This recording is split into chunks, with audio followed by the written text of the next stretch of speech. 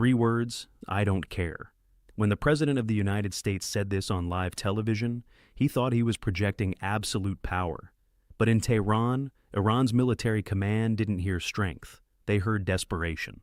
While the White House publicly demands unconditional surrender, behind closed doors, they are quietly extending military deadlines and scrambling for an off-ramp.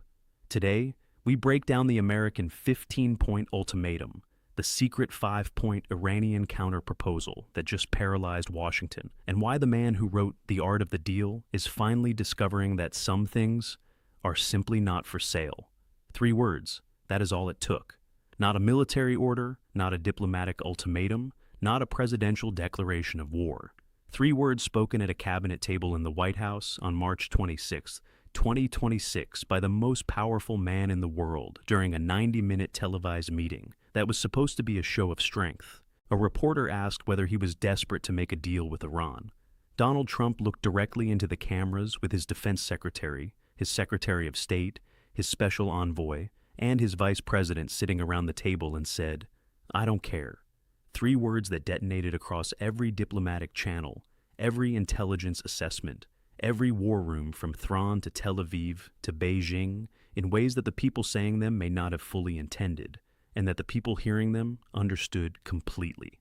Because when the leader of the most powerful military on earth says he does not care about a diplomatic exit from a war that has been running for 26 days and has already killed thousands of people, the other side does not hear a negotiating posture. It hears a signal. And Iran's response to that signal, delivered within hours through multiple channels simultaneously, structured in a way that most Western coverage has not fully explained, is the most consequential diplomatic development of the entire conflict. Not because it opened a door, because it revealed exactly how far both sides are from the same room. By the end of this video, you are going to understand exactly what Trump said at that cabinet meeting and why the specific framing of his words matters far beyond the headlines they generated, what the 15-point peace plan actually contained, and why Iran's military command rejected it in less than 24 hours and called it one-sided and unfair, what Iran's 5-point counterproposal actually demands, and why one of those 5 points, Iranian sovereignty over the Strait of Hormuz, is not a negotiating position, but a declaration of what TAN is actually fighting for. Why Iranian Foreign Minister Araghchi's public statement that Washington's shift in tone amounts to an acknowledgement of failure is the most precise piece of diplomatic messaging any Iranian official has delivered since the war started.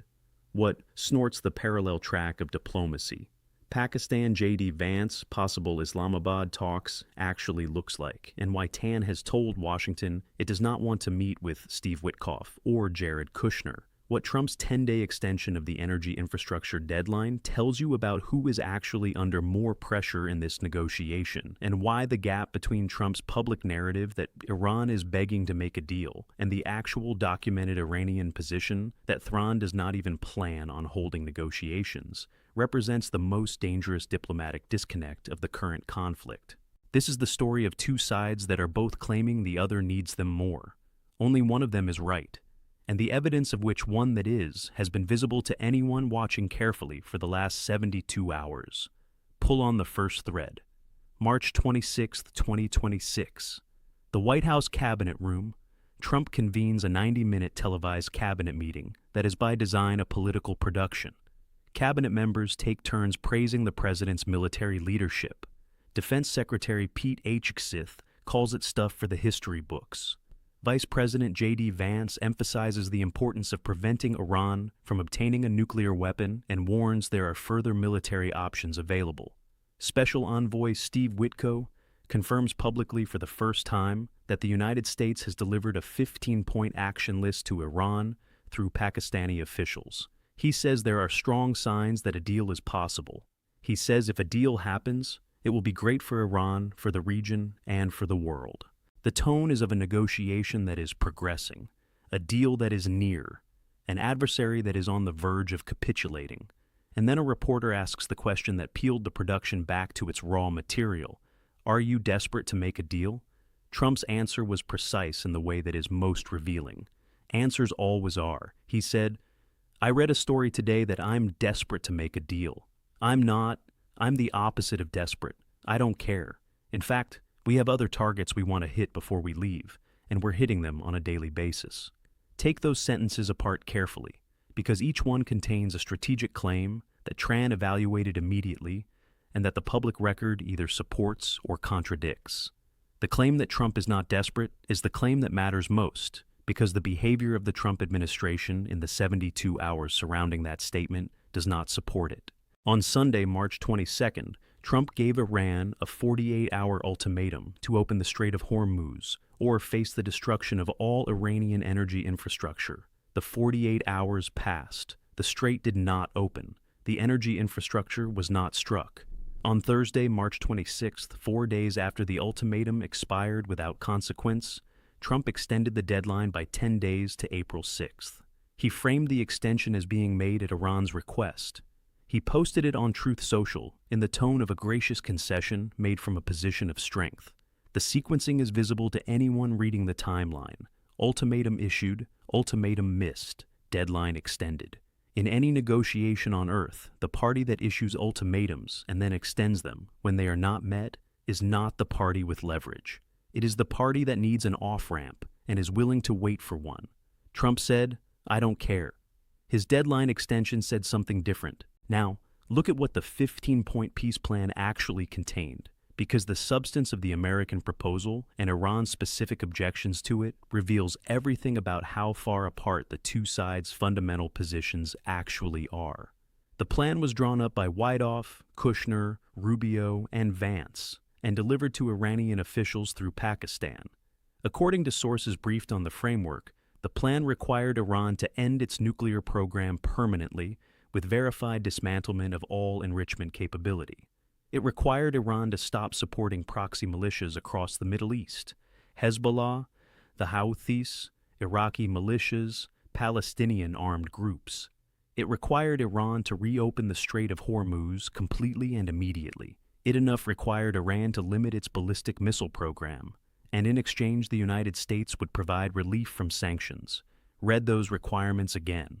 What America is asking Iran to give up is essentially everything that Iran considers the foundation of its national security posture, its nuclear deterrent capability, its regional influence network, its primary leverage over the global oil market, its missile program. And in exchange, America is offering to stop doing the thing, sanctioning Iran, that it imposed unilaterally after withdrawing from a nuclear deal that Iran was complying with. From Tran's perspective, this proposal is not a peace deal.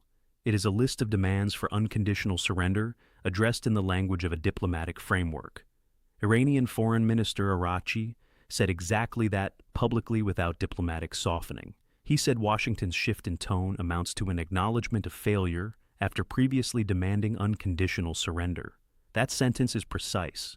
It is telling the world that America came to the table with a capitulation document and then called the refusal to sign it a rejection of peace. Iran's counterproposal, the 5 points delivered through intermediaries overnight, is the document that most coverage has treated as a secondary story, and that is actually the primary story, because Iran's 5 points are not a negotiating position designed to produce a middle ground. They are a statement of what Iran believes it is fighting for. Point 1. A complete halt to aggression and assassinations by the United States and Israel, a phrase that is specifically aimed at the American and Israeli practice of targeting Iranian military and nuclear leadership. Point 2. Concrete guarantees that there will be no recurrence of war, not a ceasefire, but a binding guarantee of no future military action. Point 3. Clearly determined and guaranteed payment of war damages and reparations. Point 4. A comprehensive end to the war across all fronts, including against all resistance groups in the region, which is Iran's explicit statement that it will not accept a deal that ends strikes on Iranian territory while allowing continued operations against Hezbollah in Lebanon, Houthi infrastructure in Yemen, and Iranian-backed militias in Iraq and Syria. In point 5, the one that every energy analyst and every diplomat read 3 times, Iranian sovereignty over the Strait of Hormuz, not the reopening of the strait. Sovereignty. The recognition that Iran has the legal and political right to control the world's most critical oil choke point. This is not a demand that belongs in a ceasefire negotiation. This is a demand that belongs in a post-war peace settlement that rewrites the legal framework of international maritime law. It is Iran saying that the thing America is fighting this war to prevent Iranian control over the Hormuz is the price of ending the war. The gap between a 15-point American plan demanding that Iran dismantle its national security architecture and a 5-point Iranian counter demanding sovereignty over the Strait of Hormuz is not a negotiating gap. It is a chasm. And here's the detail that CNN reported. And that explains why the diplomatic track is more stalled than the White House's public messaging suggests. Iranian representatives told the Trump administration directly that they do not want to meet with Steve Witkoff and Jared Kushner, not with any American envoy, specifically with those two men. They want to deal with J.D. Vance. They want to deal with Marco Rubio. They want to deal with someone who carries the institutional weight of their title, rather than the personal proximity of their relationship with the president. That preference, the request for Vance and Rubio over Wyckoff and Kushner, is itself a statement about Iran's assessment of what went wrong in the pre-war negotiations less than 48 hours before the United States and Israel struck Iran on February 28th. Steve Witkoff and Jared Kushner met with Iranian Foreign Minister Araghchi in Geneva for what the Omani mediator described as a session of substantial progress. Both sides agreed to meet again on March 2nd for technical talks. Those talks never happened. Instead, the bombs fell. From Thran's perspective, the same man who sat across a table from their foreign minister making progress on a nuclear deal and then watched the bombs fall 2 days later is the man now delivering a 15-point surrender document. The request for different personnel is Iran's way of saying that trust, specifically trust in the two individuals who conducted negotiations, while strikes were apparently already ordered, has been completely destroyed. That destruction of trust is not a detail. It is the central obstacle to any diplomatic resolution. Now look at what Trump actually knows about the state of the talks versus what he is saying publicly. Because the gap between those two things is the most revealing element of where this conflict actually stands. At the cabinet meeting, Trump said Iran had agreed to the most important point, that they will never have a nuclear weapon. Iran has said nothing of the kind publicly. Iranian officials have consistently maintained that Iran is not pursuing a nuclear weapon, a position they have held since before the war. But that is categorically different from agreeing to dismantle enrichment capability and submit to international verification. Trump also told members of Congress on Wednesday evening that Iran wants to make a deal so badly, but they're afraid to say it because they figure they'll be killed by their own people. That assessment that Iran's leadership wants to capitulate but is too frightened of its own population to say so reflects a fundamental misreading of how Iran's power structure functions that has been getting American policy wrong for 40 years. The new Supreme Leader, Moshav Kami, issued his first major public statement vowing to keep blocking the strait and attacking Gulf states. The IRGC has continued strikes on American military assets and Gulf infrastructure. The 5-point counterproposal was published through official channels. None of this looks like a leadership afraid to say it wants to make a deal. It looks like a leadership that has decided it is in a stronger position than Washington wants to admit. Here's the evidence for that assessment. The Pentagon is seeking $200 billion in supplemental funding. That number is a confession. $200 billion in emergency supplemental funding requested 4 weeks into a conflict that was estimated to last 4 to 6 weeks tells you that the financial costs of this war were not adequately modeled in advance. Between 2,000 and 3,000 paratroopers from the 82nd Airborne Division received written orders to deploy to the Middle East, representing a significant escalation in ground force. Positioning that was not part of the original operational concept. American gas prices have risen from $2.94 on March 1st to $3.66 as of late March, a 24% increase in less than a month. With the strait still closed and no timeline for, reopening, Republican members of the House Armed Services Committee came out of a classified briefing from Trump administration officials, visibly and publicly dissatisfied, saying they were not getting clear answers about the war's objectives or its timeline. The U.S. Postal Service announced an 8% fuel surcharge on packages, a cost increase that reaches directly into the daily economic life of every American who orders anything online. The coalition Trump expected to assemble with Gulf states providing military and financial burden sharing has not materialized in the form he anticipated. NATO allies are being publicly criticized by Trump for not doing enough to open the Hormuz. The same allies are privately urging against a ground operation on Kar Island. The war that was supposed to last 4 to 6 weeks is entering its 5th week with no visible exit, and a counterpart that has just publicly rejected the peace proposal and issued sovereignty demands over a global shipping choke point. That is the landscape Trump was describing when he said, "I don't care." And the question of whether that statement was a negotiating posture or a genuine expression of his current state of mind has very different implications depending on the answer. If it was a negotiating posture, a deliberate signal designed to convince Iran that American resolve is unconditional and that the next escalation is inevitable unless Tehran moves, then it is a high-risk bluff in a game where the other side has already called one American bluff on the 10-day extension to April 6th, suggests the former rather than the latter. The extension was framed as a response to an Iranian government request. Iran has not publicly confirmed making such a request. But the fact that Trump framed it that way, as Iran asking for more time rather than America granting it, was the public messaging mechanism that allowed the extension without making the American position look weak. It was a face-saving construct for both sides. Iran gets 10 more days before the energy infrastructure threat becomes operational. America gets to say it was Iran that asked for them. The construct worked for the moment it was designed for, but it created a new problem. It established that the deadline is movable, and a movable deadline is not a deadline. It is a negotiating tool that loses value every time it is moved.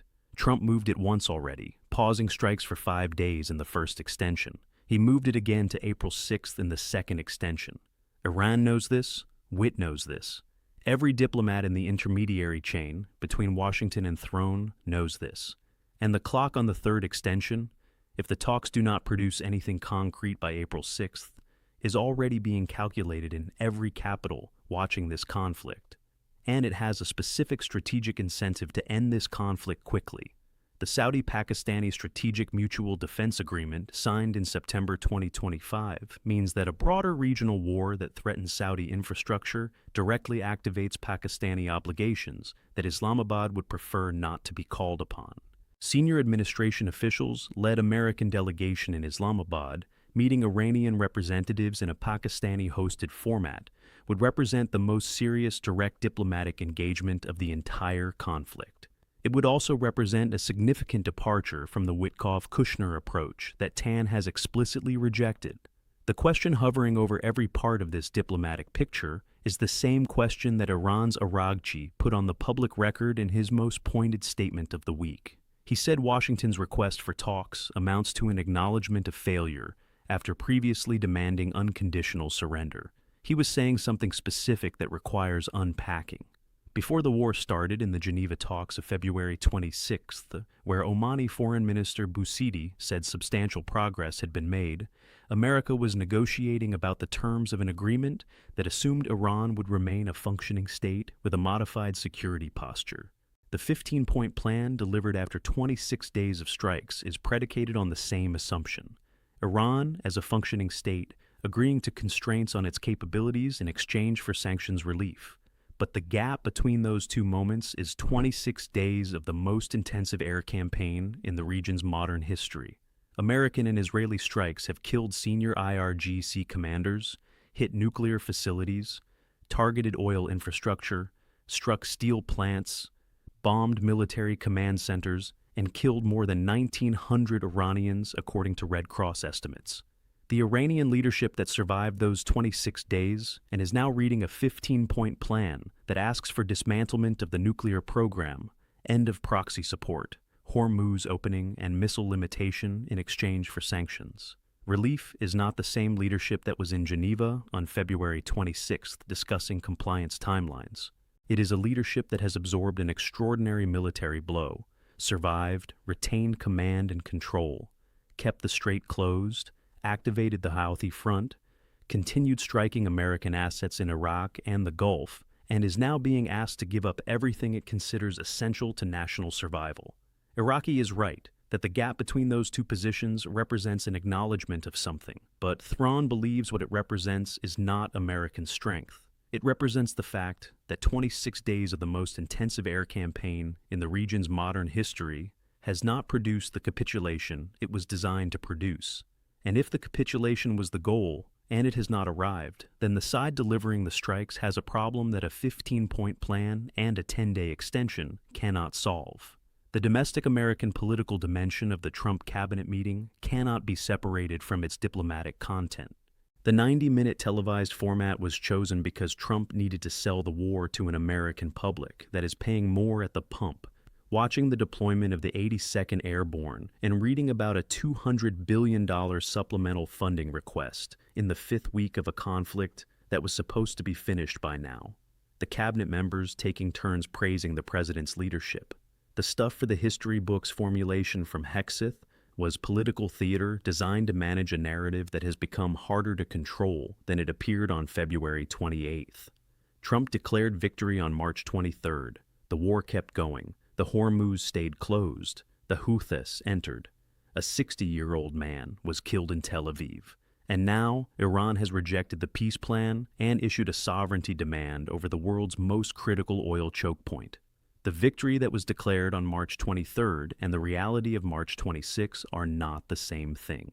And the gap between them is what the "I don't care" statement was designed to paper over. Because if Trump cared, if he was visibly, publicly, undeniably invested in securing a deal before April 6th, then Iran's continued refusal would look like American impotence. If Trump does not care, if the public posture is genuine indifference, an abundance of targets still to hit, no urgency about an exit, then the framework of who needs whom more remains at least publicly competitive, even when the evidence of deadline extensions and emergency funding requests suggests otherwise. The "I don't care" is not a strategic position. It is a branding exercise. It is the art of the deal applied to a situation that is not responding to the art of the deal because the other party has decided that the deal on the table costs more than the war. That is the thing nobody in the White House can publicly acknowledge, and that the public record makes plainly visible. Iran looked at the 15 points. Iran saw the requirement to end the nuclear program, stop the proxies, open the Hormuz, limit the missiles in exchange for sanctions relief. And Iran concluded that accepting those terms costs Iran more than continuing to absorb American and Israeli strikes while keeping the Strait closed, the Houthis active, and the global energy market disrupted. That calculation may be wrong. It may be a catastrophic miscalculation by a regime that is more damaged than it appears and less able to sustain this posture than it claims. But it is the calculation that Iran has made publicly through official channels in a written counter-proposal that demands reparations and sovereignty over the Strait. That is not a misunderstanding. That is not a communication failure. That is Iran telling the United States exactly what it believes this war is about and what ending it requires. And those terms are not the terms that any version of Trump's 15-point plan, extended deadline, or cabinet meeting theater can bridge. The next 10 days will answer the question that this week has raised but not resolved: whether the Van Cleave diplomatic track in Pakistan produces the kind of direct engagement that the Witko-Kushner channel could not. Whether Iran's military command, which has been the entity publicly rejecting negotiations, can be moved by a formula that addresses enough of the 5-point counterproposal to make a ceasefire discussion possible without requiring Washington to publicly accept Iranian sovereignty over the Hormuz. Whether Trump, who said he does not care about a deal on March 26th, decides by April 6th that he cares enough about the economic and political consequences of the conflict to find a framework that can be called a deal regardless of what it actually concedes, and whether the people in Tehran who are watching the 82nd Airborne's deployment orders, the $200 billion supplemental request, and the Karg Island planning discussions have correctly calculated that American resolve will not survive its own economic consequences, or whether they have made the last mistake a regime team in their position can afford to make. Trump said, "I don't care." Iran said, "We have 5 conditions, and one of them is sovereignty over the Strait of Hormuz." The gap between those two positions is the gap between a president managing a political narrative and a government fighting for what it considers its survival. Only one of those things produces a negotiating partner willing to absorb a 5-week air campaign and come back to the table with demands instead of concessions. The man who wrote The Art of the Deal is, discovering that some things are not for sale.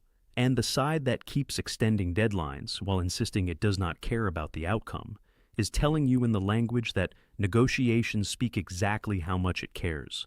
Every 10 days is another deadline. Every deadline is another decision, and the decision being deferred toward April 6th is the one that was already deferred from March 22. At some point, the deferral ends and the real negotiation begins, or the real escalation does.